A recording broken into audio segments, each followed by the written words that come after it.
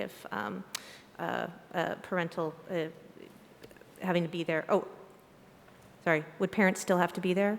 But I guess, could they give consent and not have to be there? If you mean if they were being tested in, say, in school? Or if the district's going to provide transportation, but a parent is at work, how would that work? Well, we probably wouldn't look at a scenario where we were, transporting. We would probably look to, in that scenario, to probably do it in school if it were a special case. And in that scenario, where it was the same as it was last year, we wouldn't need to have a parent present. If it was a situation where it was outside of school hours and, we wouldn't want a situation where a kid just rolls in and says, test me. Mm-hmm. We would want parents to be present, even if they, we were aware that we had consent. Okay. So I'm requesting if you'd consider it, making that known on the survey so that families who would have the interest in having their kids tested, but not the means to get them there, et cetera, if you'd let them know that. We can do that. And I would also ask about translation to our families, especially because those families are not vaccinated at higher rates, and it actually could be more of a service in that environment, and to our school district as a whole, if those families, if we give them ways to make it easy to opt in, and I'm talking about our limited English proficient families. Yeah, we'll have to look at translation options and see what's available. Thank you. We are somewhat limited in that respect. I know we have Propio, and we do. You pay them.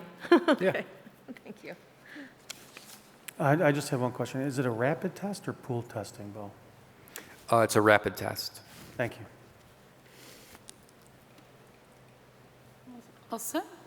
Yeah, that concludes the report. Some more information to follow on the testing requirement. All right, I'm looking at the clock and the time it is, so under new business, I might condense things and roll them over to the next meeting for discussion. Up first is child abuse reporting, our training. It was sent to us by Dr. McHugh's office, Vector, so hopefully everybody's had the opportunity to take it. If not, you have a few more days. Any questions regarding that, please reach out to him. The next item on the new business was to be our board goals and objectives. What I had Karen put in here were last year's goals, and this is just a document for planning purposes for us to decide on our Board of Education goals for the year. I was looking at, and we can have this conversation, I think, the next meeting in light of the time, to roll over many of these because they also line up to the district priorities. So that would give us the opportunity to work together on the district priorities. I would suggest that if you have any thoughts about anything wording, you could email it to me, but we could roll it over if everybody's okay with it to our next meeting to have a little conversation about it. I'm not trying to ignore it, but I'm trying to get us out of here at a reasonable time. So if everybody's okay with that, great, I appreciate that, and thank you for that. The next piece, this is the one that I wanted to spend time on, is the NYSBA conference resolution sheet. In our packet, Karen has put in the proposed resolutions for the New York State School Board Association. We have a business meeting prior to the conference. It used to be the last day of the conference. We've switched it this year. There is a resolution committee through NYSBA with different representatives from the different areas. And that resolution committee, as you can see in the booklet, will recommend or not recommend certain resolutions. We have to remind folks all the time with the business meeting, these are not resolutions that we are going to have legislation created. These are resolutions to help guide NYSBA in advocating for us in different areas. And some of the resolutions in the beginning are resolutions that have been passed before are sunsetting and they're looking to renew. What we have is the worksheet that I will use when I go to the 4-county meeting and also the business meeting. What I'm asking for each of you to do under the column that says board member opinion, read the resolution and check whether you agree with that resolution, or if you reject it. If you have any really big reasons why, you can make notations and attach it to it.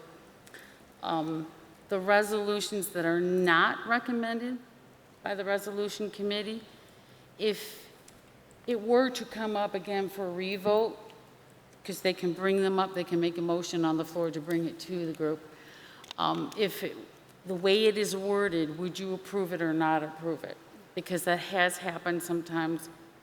And then what you'll do in the next meeting is give me your copy, so that when I go to the 4-county meeting and I go to the business meeting, I have, whether you agree or not agree with that resolution, if you have any notes or anything for me, because sometimes on the floor, folks will get up and make an amendment to the resolution.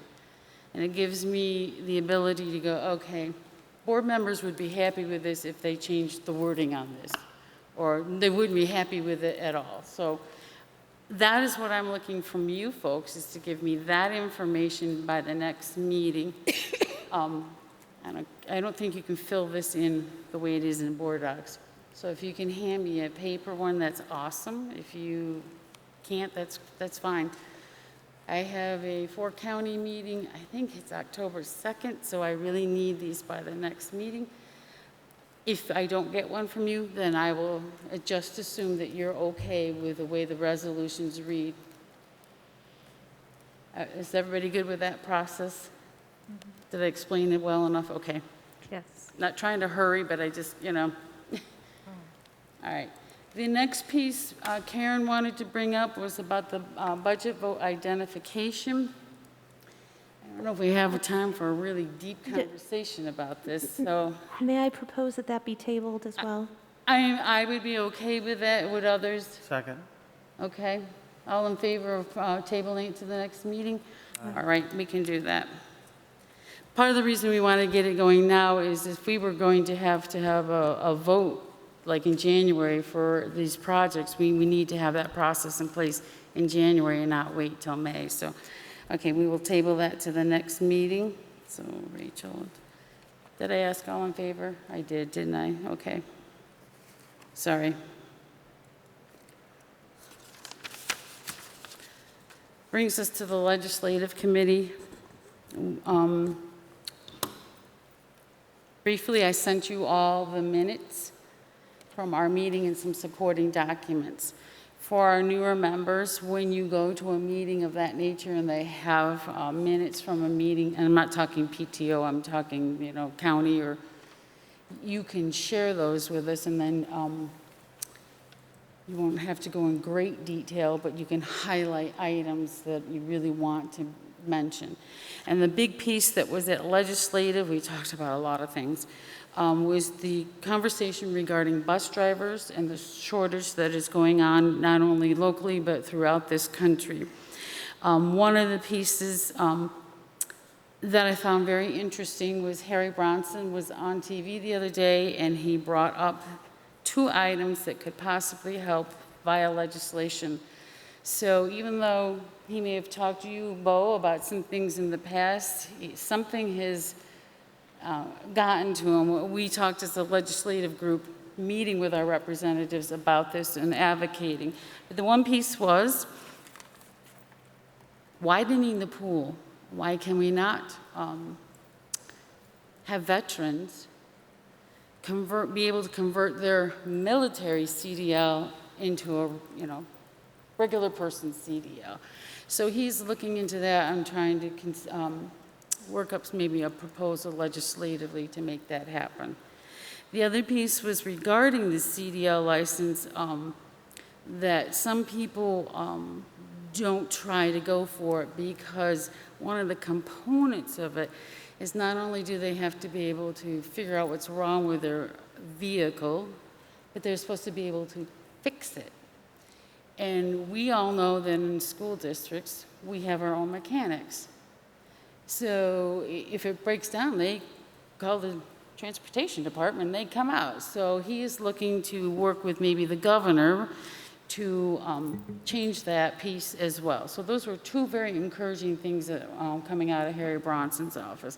So I wanted to share that with you so that you run into people or you run into Harry or you want to contact Harry, go ahead and do that and say, yeah, we're all for that, because that would help us with some of our portions of our bus driver shortage.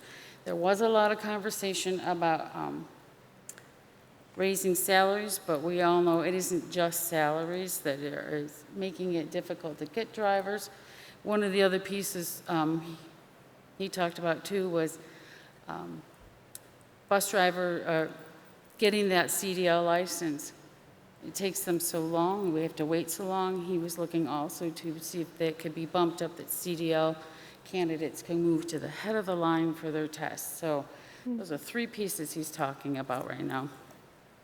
And Diane, maybe even we can go for broke. I saw news this week that Joe Morelli is calling to lift the CDL requirement entirely, arguing that it's not relevant to driving a bus. So if that can be advocated, if Assembly Person Bronson's interested in that, maybe you can even go that far.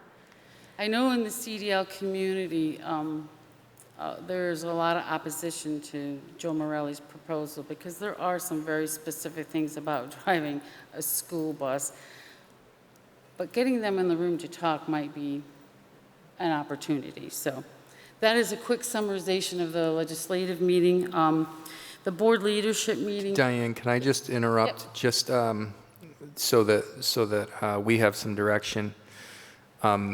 In the past, Andy and I have worked on sort of some legislative advocacy points for the board, but it sounds like, well, I would say the last couple of years, I think the county legislative committee has been a lot more pointed and a lot more focused on certain aspects of that. So do you still want Andy and I to draft a legislative advocacy memo for the board, or would you prefer just to focus on the advocacy points that are coming out of the county? I think it's important that we have points that are specific for Rush-Henrietta, because while Monroe County Legislative is going to have advocacy, we need to still advocate for our special needs, what we need, because not everybody's going to have all the same needs. The bus driver situation will be the need for countywide, but there may be something we need specifically, and which would be helpful. Okay, we'll prepare that memo and present it to the board this fall. That's great, thank you. And the board leadership meeting is a meeting that does not have an agenda. It operates more as, I don't want to say an executive session, but on that nature where board presidents get to share information with one another and sometimes say things in a not very eloquent way, and it's kind of a therapy session for some folks. But a lot of the same topics are coming up about, transportation and other needs and coming out of COVID and how are you handling this. So that's really how that meeting goes. There is no minutes from it. They do not keep minutes. So I can only share when it's a big highlight type of things. All right. That is all that I have. I have to go to a recap. Do you have recap? You ready? I do have a recap. Yay! All items passed this evening.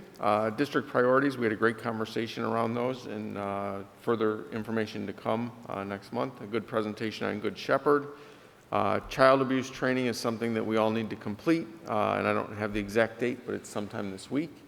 Board goals and objectives, feedbacks and thought to Diane, and we will have a discussion on it at our next board meeting. And then finally, the NYSBA resolution worksheet, please have that prepared for next board meeting as well for conversation around that. And I think that is it. And we'll have a discussion later about the budget vote identification Thank you. process. Yep. All right. All right, then I will take a motion for us to adjourn. Anne Marie, second by all the hands at that side of the table, so I'll pick Doug. All in favor? Aye. Any opposed? Motion carries 7-0. Oh, yes.